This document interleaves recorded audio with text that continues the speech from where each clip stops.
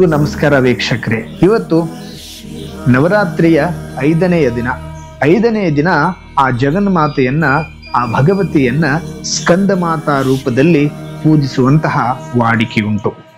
ನಾವೆಲ್ಲರೂ ಕೂಡ ಆ ಜಗನ್ಮಾತೆಯನ್ನ ಆ ಸ್ಕಂದ ಮಾತೆಯ ರೂಪದಲ್ಲಿ ಯಾಕೆ ಪೂಜೆ ಮಾಡಬೇಕು, ಯಾಕೆ ಪೂಜೆ ಮಾಡ್ತೇವೆ ಅನ್ನುವುದನ್ನ ಒಂದಿಷ್ಟು ಅದರ ಹಿನ್ನೆಲೆಯನ್ನ, ಪೌರಾಣಿಕವಾಗಿರುವಂತಹ ಕಥೆಯನ್ನ ನೋಡುವಂಥವರಾಗೋಣ. ಸಾಮಾನ್ಯವಾಗಿ ಆ ಸ್ಕಂದ ಮಾತೆ ಅಂದ್ರೆ, ಸ್ಕಂದ ಎಂದ್ರೆ ಷಣ್ಮುಖ, ಮಾತೆ ಅಂದ್ರೆ ತಾಯಿ, ಇಷ್ಟೇ ಅರ್ಥ. ಸಾಮಾನ್ಯವಾಗಿ ನಾವು ನೋಡಿದ್ರೆ ಸ್ಕಂದ ಮಾತೆ ಅಂದ್ರೆ ಸ್ಕಂದನ ತಾಯಿ, ಷಣ್ಮುಖನ ತಾಯಿ. ಸ್ಕಂದ ಅಂದ್ರೆ ಷಣ್ಮುಖ, ಸ್ಕಂದ ಅನ್ನುವಂತಹ ಹೆಸರಿನಿಂದ ಕರೆಯುವಂತ ಆ ಶಿವ ಪಾರ್ವತಿಯರ ಮಗನೇ ಈ ಒಂದು ಷಣ್ಮುಖ. ಅದಕ್ಕಾಗಿ ಆ ಷಣ್ಮುಖನಿಗೆ ಸ್ಕಂದ ಅನ್ನುವಂಥ ಹೆಸರಿರೋದ್ರಿಂದ ಈ ದೇವಿಯನ್ನ ಸ್ಕಂದ ಮಾತೆ ಅಂತ ಹೇಳಿ ಎಲ್ಲರೂ ಕೂಡ ವಿಶೇಷವಾಗಿ ಪೂಜೆ ಮಾಡ್ಲಿಕ್ಕೆ ಹತ್ತಿದ್ರು.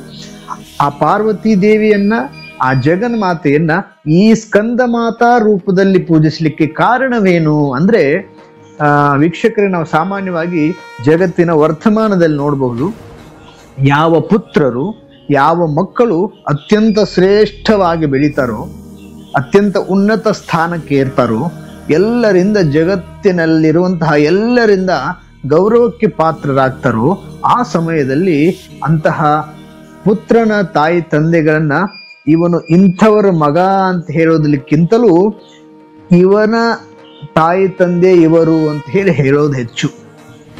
ಸಾಮಾನ್ಯವಾಗಿ ನಾವು ಸಮಾಜದಲ್ಲಿ ನೋಡ್ತೀವಿ ಈಗ. ಹಾಗಾಗಿ ಶಿವಪಾರ್ವತಿಯರ ಮಗ ಕಾರ್ತಿಕೇಯ, ಶಿವಪಾರ್ವತಿಯರ ಮಗ ಈ ಷಣ್ಮುಖ, ಪಾರ್ವತಿಯ ಮಗ ಅಂತ ಹೇಳಲಿಲ್ಲ ಅವರು. ಪಾರ್ವತಿಯ ಮಗ ಸ್ಕಂದ ಅಂತ ಹೇಳಲಿಲ್ಲ. ಯಾಕ ಸ್ಕಂದ ಮಾತಾ, ಸ್ಕಂದನ ತಾಯಿ ಅಂತ ಹೇಳಿ ಯಾಕೆ ಪೂಜೆ ಮಾಡಿದ್ರು ಅಂದ್ರೆ, ಆ ಸ್ಕಂದ ಮಾಡಿರುವಂತ ಒಂದು ವಿಶೇಷವಾಗಿರುವಂತ ಕೆಲಸ. ಒಂದಿಷ್ಟು ನಾವು ಇದರ ಹಿನ್ನೆಲೆಗೆ ಹೋಗ್ಬೇಕಾದ್ರೆ, ದಕ್ಷರಾಜನ ಪುತ್ರಿಯಾಗಿರುವಂತಹ ದಾಕ್ಷಾಯಿನಿ ತನ್ನನ್ನೇ ತಾನೇ ಆ ಹೋಮಕುಂಡದಲ್ಲಿ ಆಹುತಿಯನ್ನು ಕೊಟ್ಕೊಂಡಾಗ ಆ ವಿಷಯ ಪರಮಾತ್ಮನಿಗೆ ತಿಳಿದು ಬಂದು ಈ ದಕ್ಷ ಯಜ್ಞವನ್ನು ನಾಶ ಮಾಡಿ ದಕ್ಷನಿಗೆ ಕುರಿತಲೆಯನ್ನು ಇಟ್ಟು ಆಶೀರ್ವಾದ ಮಾಡಿ ಹೋಗಿರುವಂತಹ ಕಥೆಯನ್ನು ನಾವೆಲ್ಲರೂ ಕೇಳಿದ್ದೀವಿ.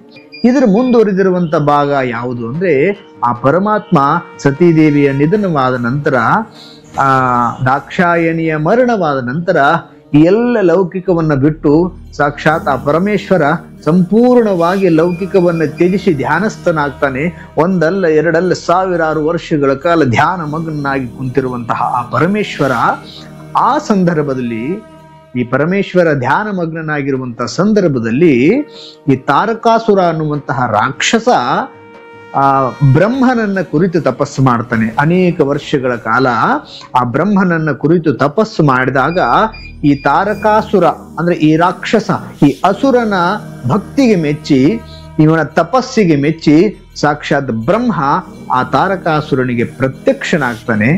ಪ್ರತ್ಯಕ್ಷನಾಗಿ, ಹೇ ತಾರಕಾಸುರ, ಯಾವ ಕಾರಣಕ್ಕಾಗಿ ನೀನು ನನ್ನನ್ನು ಕುರಿತು ಧ್ಯಾನ ಮಾಡ್ತಾ ಇರುವೆ, ಯಾವ ಕಾರಣಕ್ಕಾಗಿ ಈ ತಪಸ್ಸನ್ನ ಆಚರಿಸ್ತಿರುವೆ ಅಂತ ಹೇಳಿ ಕೇಳಿದಾಗ, ಹೇ ಭಗವಂತ ಬ್ರಹ್ಮದೇವನೇ, ನನಗೆ ಈ ತಪಸ್ಸನ್ನ ಆಚರಿಸ್ಲಿಕ್ಕೆ ಕಾರಣ ಏನು ಅಂತ ಹೇಳಿ ಏನು ಕೇಳ್ತಾ ಇದ್ದೀರಲ್ಲ, ಅದು ನಿಮಗೆ ತಿಳಿದೇ ಇರುತ್ತೆ. ಆದ್ರೂ ಕೂಡ ನಾನು ಹೇಳ್ತೀನಿ, ಹೇ ಭಗವಂತ, ನನಗೆ ಸಾವೇ ಇರಲಾರದಂತಹ ಆಶೀರ್ವಾದವನ್ನು ಮಾಡುವು, ನಾನು ಅಜರಾಮರವಾಗಿ ಉಳಿಬೇಕು, ನನಗೆ ಸಾವೇ ಬರಲಾರದಂತಹ ಆಶೀರ್ವಾದವನ್ನು ಮಾಡು, ಚಿರಂಜೀವಿಯಾಗುವ ಹಾಗೆ ಮಾಡು ಅಂತ ಹೇಳಿ ಆ ಭಗವಂತನನ್ನ ಕುರಿತು ಈ ತಾರಕಾಸುರ ಬ್ರಹ್ಮನ ಮುಂದೆ ತನ್ನ ಈ ವಿಷಯವನ್ನ ಹೇಳಿದಾಗ ಆ ಬ್ರಹ್ಮ ನಗ್ತಾನೆ. ಹೆಲೆ ಹುಚ್ಚ ತಾರಕಾಸುರ, ಪ್ರತಿಯೊಂದು ಜಗತ್ತಿನಲ್ಲಿರುವಂತಹ ಪ್ರತಿಯೊಂದು ಹುಟ್ಟಿರುವಂತಹ ಜೀವಿ ಸಾಯಲೇಬೇಕು, ಅದಕ್ಕೆ ಸಾಯದೇ ಇರುವ ಹಾಗೆ ನಾನು ಆಶೀರ್ವಾದವನ್ನ, ನಾನು ವರವನ್ನು ಕೊಡ್ಲಿಕ್ಕೆ ಆಗೋದಿಲ್ಲ,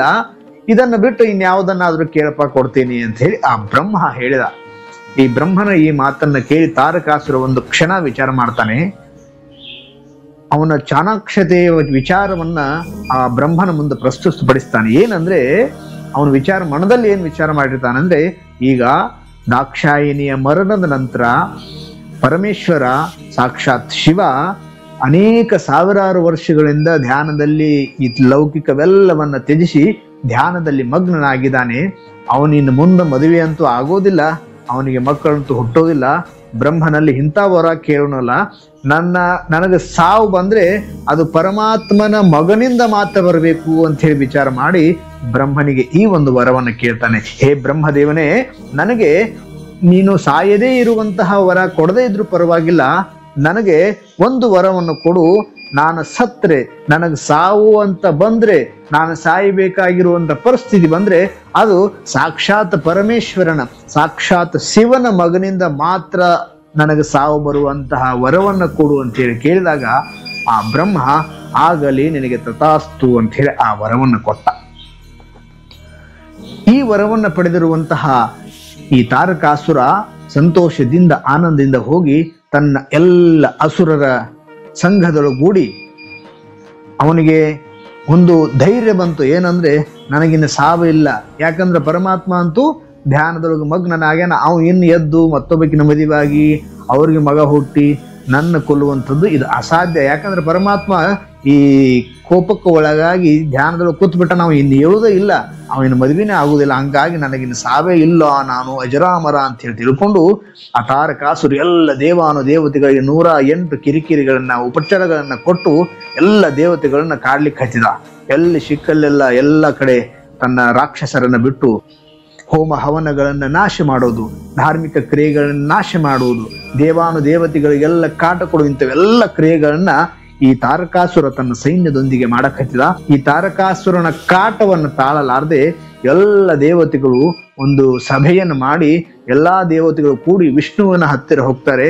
ಹೇ ವಿಷ್ಣು ಪರಮಾತ್ಮ, ಈ ತಾರಕಾಸುರನ ಕಾಟವನ್ನು ನಮಗೆ ತಾಳಿಕ್ ಆಗ್ತಾ ಇಲ್ಲ, ಆ ಬ್ರಹ್ಮನನ್ನ ಕುರಿತು ವರವನ್ನ ಬೇಡಿ, ಬ್ರಹ್ಮ ಕೇವಲ ಶಿವನಿಂದ ಮಾತ್ರ, ಶಿವನ ಮಗನಿಂದ ಮಾತ್ರ ನಿನಗೆ ಸಾವಿರ್ಲಿ ಅಂತ ಹೇಳಿ ಆಶೀರ್ವಾದ ಮಾಡಿಬಿಟ್ಟಿದ್ದಾನೆ. ಶಿವ ನೋಡಿದ್ರೆ ಆ ಕೈಲಾಸದಲ್ಲಿ ಧ್ಯಾನಸ್ಥನಾಗಿ ಕೂತು ಬಿಟ್ಟಾನ. ಇನ್ನು ನಮ್ಮ ಎಲ್ಲರ ಪರಿಸ್ಥಿತಿ ಏನು ಅಂತ ಹೇಳಿ ಎಲ್ಲ ದೇವತೆಗಳು ಹೋಗಿ ವಿಷ್ಣುವಿನ ಮುಂದೆ ಅರಿಕೆ ಮಾಡ್ಕೊಂಡಾಗ ಆ ವಿಷ್ಣು ಹೇಳ್ತಾನೆ, ಎಲ್ಲ ದೇವಾನ ದೇವತೆಗಳೇ, ನಿಮಗೂ ಒಂದೇ ಒಂದು ಅವಕಾಶ, ಬೇರೆ ಏನು ಮಾಡ್ಲಿಕ್ಕೆ ಸಾಧ್ಯ ಇಲ್ಲ, ನನ್ನ ಕೈಯಿಂದನೂ ಏನು ಮಾಡ್ಲಿಕ್ಕೆ ಸಾಧ್ಯ ಇಲ್ಲ, ವರ ಕೊಟ್ಟಿರುವಂತ ಸಾಕ್ಷಾತ್ ಬ್ರಹ್ಮನ ಕಡೆಯಿಂದನೂ ಏನು ಮಾಡ್ಲಿಕ್ಕೆ ಸಾಧ್ಯವಿಲ್ಲ. ಅದಕ್ಕಾಗಿ ನೀವು ಒಂದೇ ಒಂದು ಉಪಾಯ, ಒಂದೇ ಮಾರ್ಗವಿದೆ, ಆ ಮಾರ್ಗದಿಂದ ಹೋದ್ರೆ ಮಾತ್ರ ನಿಮ್ಗೆ ಸಾಧ್ಯವಾಗ್ತದೆ ಅಂತೇಳಿ ಹೇಳಿದಾಗ ಆವಾಗ ಈ ವಿಷ್ಣು ಪರಮಾತ್ಮ ಹೇಳ್ತಾನೆ, ನೀವೆಲ್ಲರೂ ಒಂದು ವಿಚಾರ ಮಾಡ್ರಿ, ಆ ಪರಮಾತ್ಮನನ್ನ ಧ್ಯಾನದಿಂದ ಎಬ್ಬಿಸುವಂತ ಕೆಲಸ ಮಾಡ್ರಿ. ಈಗಾಗಲೇ ಸತೀದೇವಿ ಈಗ ಪರ್ವತರಾಜನ ಮಗಳಾಗಿ ಜಾನಕಿಯಾಗಿ ಪಾರ್ವತಿಯಾಗಿ ಅದೇ ಅವತಾರದಿಂದ ಈ ಪಾರ್ವತಿಯ ರೂಪದಲ್ಲಿ ಸತೀದೇವಿಯ ಜನನ ಆಗಿದೆ. ಆ ಸತೀದೇವಿ ಕೂಡ ಆ ಪರಮಾತ್ಮನನ್ನ ಕುರಿತು ತಪಸ್ಸಿನಲ್ಲಿ ಮಗ್ನರಾಗಿದ್ದಾರೆ. ಹಾಗಾಗಿ ಆ ಪರಮಾತ್ಮ ತನ್ನ ಧ್ಯಾನದಿಂದ, ತನ್ನ ಒಂದು ಅನುಷ್ಠಾನದಿಂದ ಎಚ್ಚರಗೊಂಡು ಆ ಪಾರ್ವತಿಯ ಮೇಲೆ ಲಕ್ಷ್ಯ ಹರಿಸಿದ, ಅಂದ್ರೆ ಆ ಪಾರ್ವತಿಯ ಮೇಲೆ ಮನಸ್ಸನ್ನು ಮಾಡಿದ, ಅಂದ್ರೆ ಅವರಿಬ್ಬರಿಗೆ ವಿವಾಹವಾಯಿತು ಅಂದ್ರೆ ಆವಾಗ ಮಾತ್ರ ಅವರಿಂದ ಹುಟ್ಟುವಂತ ಮಗನಿಂದ ಮಾತ್ರ ಈ ತಾರಕಾಸುರನನ್ನು ಸಂಹಾರ ಮಾಡ್ಲಿಕ್ಕೆ ಸಾಧ್ಯವೈತಿ, ಅದನ್ನು ಬಿಟ್ಟು ಬೇರೆ ಮಾರ್ಗ ಇಲ್ಲ ಅಂತ ಹೇಳಿದರು. ಹಾಗಾಗಿ ಎಲ್ಲ ದೇವಾನು ದೇವತೆಗಳು ಮತ್ತೆ ಘನಘೋರವಾಗಿರುವಂತ ಮೀಟಿಂಗ್ ಮಾಡಿ ಒಂದು ಉಪಾಯವನ್ನು ಮಾಡ್ತಾರೆ. ಈ ಪರಮಾತ್ಮ ಧ್ಯಾನದಲ್ಲಿ ಮಗ್ನಾಗಿರುವಂತ ಪರಮಾತ್ಮನ ಹೇಗೆ ಎಬ್ಬಿಸುವುದು? ಎಲ್ಲರೂ ಕೂಡ ವಿಚಾರ ಮಾಡಿದಾಗ ಒಂದು ವಿಚಾರ ಬಂತು.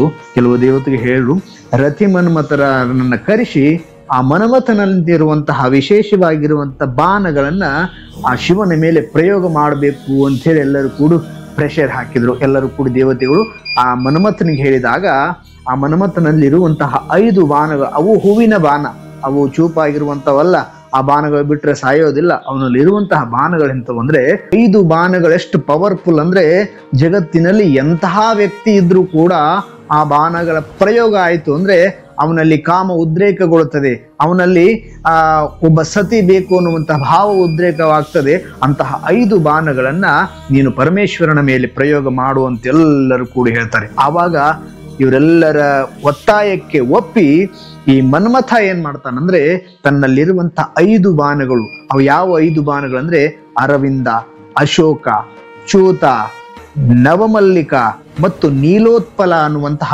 5 ಪುಷ್ಪಯುಕ್ತವಾಗಿರುವಂತ ಪುಷ್ಪದ ಬಾಣಗಳನ್ನ ಆ ಪರಮೇಶ್ವರನ ಮೇಲೆ ಪ್ರಯೋಗ ಮಾಡ್ತಾನೆ.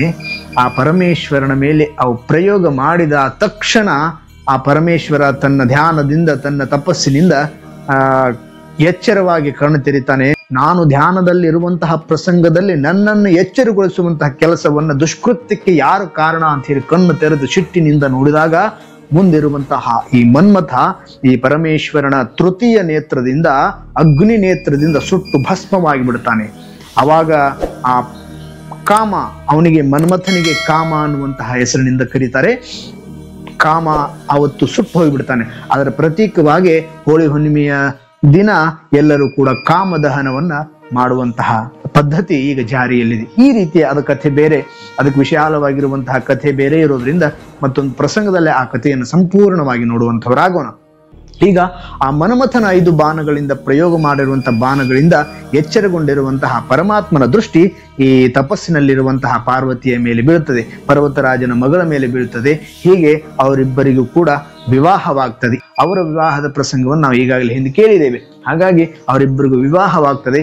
ಶಿವ ಪಾರ್ವತಿಯರಿಂದ ಜನನವಾಗಿರುವಂತಹ ಶಿವಪಾರ್ವತಿಯ ಪುತ್ರನೇ ಈ ಕಾರ್ತಿಕೇಯ, ಈ ಸ್ಕಂದ, ಈ ಷಣ್ಮುಖ ಅಥವಾ ಆರುಮುಗ ಅನ್ನುವಂತಹ ಹೆಸರಿನಿಂದ ಕರೆಯುವಂತಹ ಷಣ್ಮುಖನ ಜನನವಾಗ್ತದೆ.